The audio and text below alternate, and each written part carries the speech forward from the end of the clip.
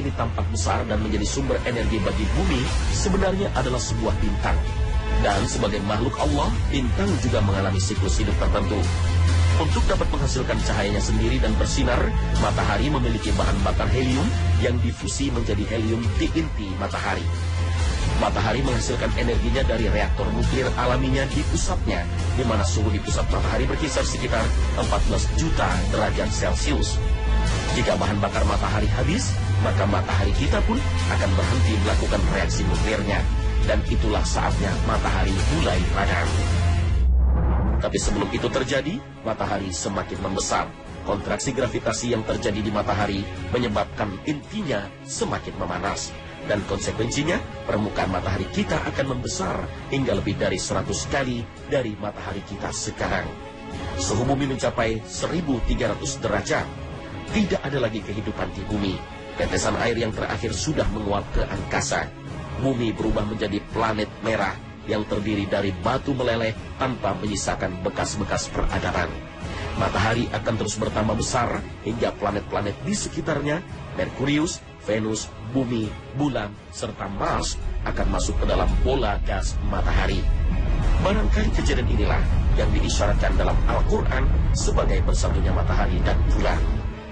Maka apabila matahari terbelalak, ketakutan, dan apabila bulan telah hilang cahayanya, dan matahari dan bulan dikumpulkan. Al-Quran Surah Al-Qiyamah ayat 7 hingga 9. Meski menurut para ilmuwan matahari kita masih bisa bertahan selama ribuan tahun lagi, tapi jika Allah berkehendak, maka tak ada yang dapat menolak. Tidak hanya matahari, benda-benda langit lainnya juga akan mengalami ketidakstabilan yang menyebabkan mereka lepas dari orbitnya.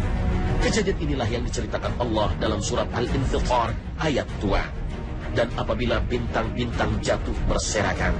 Al-Quran Surah Al-Infitar ayat 2. Saat ini kita merasa sendirian di bumi. Tapi jauh di luar sana ada jutaan bahkan miliaran galaksi-galaksi bagaikan pulau-pulau yang saling berjauhan yang berpenghuni miliaran bintang. Matahari adalah salah satu bintang terdekat dan merupakan induk tata surya bermassa sekitar 300.000 kali massa bumi dan berukuran lebih dari 1.000.000 kali besar bumi. Gaya gravitasinya mampu menahan semua anggota tata surya yang sedikitnya terdiri dari 9 planet, sekitar 42 satelit, ratusan ribu asteroid, miliaran komet, dan tak terhingga bongkahan batuan, logam, atau es yang disebut meteoroid yang bertebaran di ruang antar planet. Matahari hanyalah salah satu bintang berwarna kuning yang berukuran sedang, padahal masih ada miliaran bintang yang ukurannya ratusan kali lebih besar dari matahari. Bumi, tempat kita berpijak, hanyalah satu planet kecil di tata surya. Planet Jupiter, Saturnus, Uranus, dan Neptunus berukuran lebih besar daripada planet bumi. Dan semua benda langit tersebut kelak akan kehilangan keseimbangannya dan saling bertabrakan. Sedangkan bumi, peristiwa apa saja yang mungkin terjadi pada planet biru ini? Seperti yang diungkap sebuah studi yang dilakukan University of East Anglia, Inggris, memperkirakan bumi masih mampu menopang kehidupan setidaknya selama 1,75 miliar tahun mendatang. Tapi itu tidak memperhitungkan bencana dahsyat akibat nuklir, tubrukan asteroid, raksasa, dan malapetaka lainnya. Namun sebenarnya tanpa bencana itu pun, secara astronomi di suatu masa, bumi akan keluar dari zona layak huni dalam tata surya ke zona panas. Saat masuk ke zona panas, bumi akan mendekat ke matahari, membuat lautan kering kerontang. Dan tentu saja kondisi kehidupan termasuk manusia tak bakal mampu bertahan. Sementara itu NASA juga telah mengklaim berhasil mendeteksi asteroid dengan ukuran 6 hingga 7 mil yang 97% dari asteroid tersebut memiliki potensi untuk merusak bumi, seperti yang pernah terjadi pada zaman dinosaurus. Sedangkan di bumi sendiri terjadi bencana mahadahsyat yang mustahil satu orang pun akan selamat darinya. Air laut akan meluap sehingga terjadi gelombang tsunami di mana-mana. Seluruh bangunan megah dan gedung-gedung pencakar langit akan disapu air bah. Tidak hanya gelombang tsunami, air laut juga akan menjadi panas dan mendidih.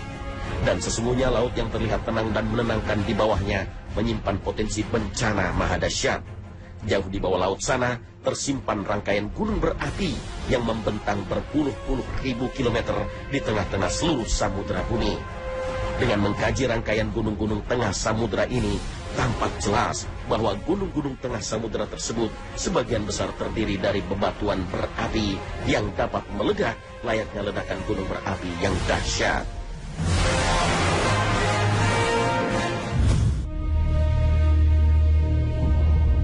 Assalamualaikum warahmatullahi wabarakatuh.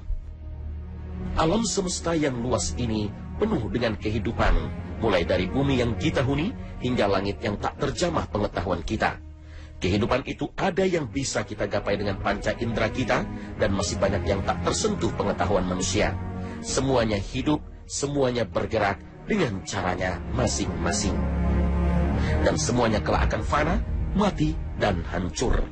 Itulah sebuah kehancuran total yang tak mungkin satu makhluk pun selamat darinya. Itulah peristiwa yang mengawali fase baru bagi perjalanan abadi umat manusia. Itulah saatnya hari kiamat dimulai.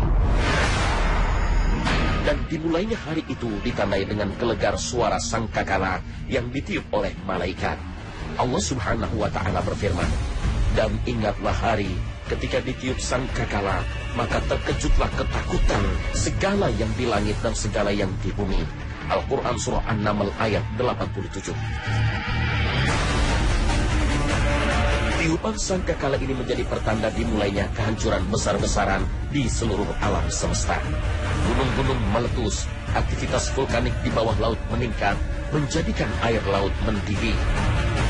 Benda-benda langit kehilangan medan magnet dan gravitasinya, sehingga terlepas dari garis edarnya. Termasuk matahari yang merupakan sumber energi utama untuk bumi, digulung, padam, kehilangan cahayanya. Itulah saat kehancuran total yang tak ada tempat berlindung dan bersembunyi. Kapan guncangan dahsyat itu terjadi? Tak ada yang tahu. Tak ada seorang pun di dunia ini yang tahu. Orang soleh, para nabi, bahkan malaikat Jibril, pemimpin para malaikat pun tidak tahu. Dalam hadis yang sangat populer dan terdapat di kitab Sahih Bukhari dan Muslim, juga di hadis Arba'in karya Imam Nawawi, dikisahkan bagaimana malaikat Jibril menemui Nabi Muhammad SAW. Umar bin Khattab menuturkan, suatu ketika kami para sahabat duduk di dekat Rasulullah SAW. Tiba-tiba muncul kepada kami seorang lelaki mengenakan pakaian yang sangat putih dan rambutnya amat hitam. Tak terlihat padanya tanda-tanda bekas perjalanan, dan tidak ada seorang pun di antara kami yang mengenalnya.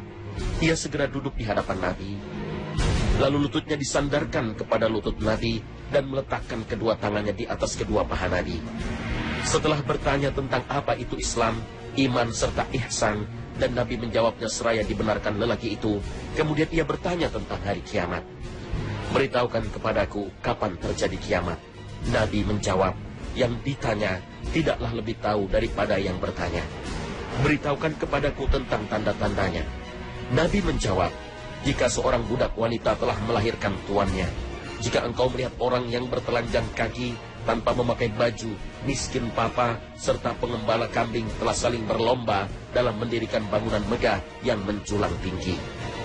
Setelah lelaki itu pergi, Nabi bertanya kepada Umar, wahai Umar, tahukah engkau siapa yang bertanya tadi? Umar menjawab, Allah dan Rasulnya lebih mengetahui. Beliau bersabda, dia adalah Jibril yang mengajarkan kalian tentang agama kalian. Hadis riwayat Muslim.